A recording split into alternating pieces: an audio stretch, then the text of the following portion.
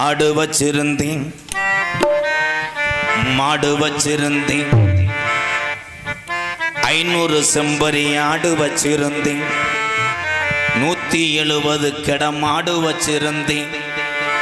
கமுதி பைபாஸில் நல்ல ரேட்டுக்கு போகுதுன்னு முதுகுளத்தூரில் எந்த இடம் நல்ல இடம்னு பார்த்து 15 ஏக்கர் நிலம் வாங்கி போட்டிருந்தேன். 2 வருஷத்தில் டவுல் மடங்குன்னு ஒருத்தன் சொன்னாண்டு 15,000த்துக்கு செல்லு இருக்குது, நம்ம பணத்துமுறை காமிக்கிறோம்னு 1.25 லட்சத்துக்கு ஐபோனு வாங்கி வச்சுருந்தேன்.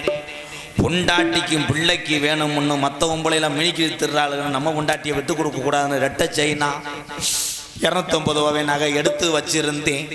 1 வயசா 2 வயசாக விட்டுட்டா நமக்கு கௌரவ குறைச்சல் ஆயிரும்னு முதுகுளத்தூரில் 10 பைசா வட்டிக்கு விட்டுருந்தேன். 1 கோடி ரூபாயே காசு பூரா பெருத்து போச்சு. சாயந்தரமான சரக்கு அடிக்கிற மண்டை காயுது, என்ன செய்யணும்னு தெரியலாம ராமநாட்டில் 2 பொம்பளைய வச்சிருந்தேன்.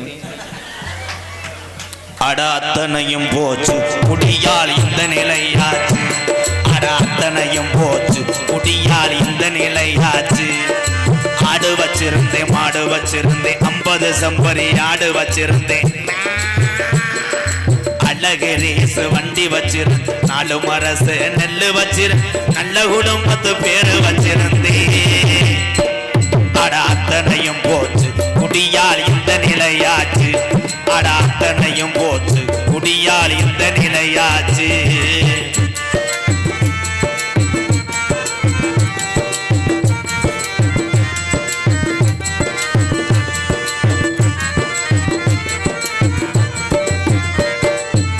குடிதான் வேணாமப்பா, குடும்பம் கட்டு போகுமப்பா.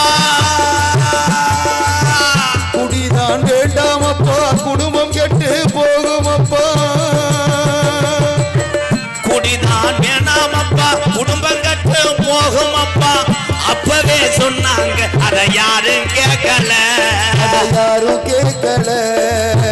விடுஞ்சா பொழுதடைஞ்சா டாஸ்மார்க் கடைய தேடி நடையா நடந்து அதை எண்ணி பார்க்கல, எண்ணி பார்க்கல.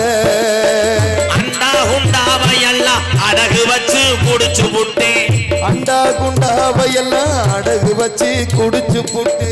பொண்டாட்டி கொலுச வித்து பீருதானே அடிச்சு புட்டேன், பொண்டாட்டி கொலுச வித்து பீருதானே அடிச்சு புட்டு. எல்லாமே முடிஞ்ச பின்னே உடலந்தாண்டா வெந்தது,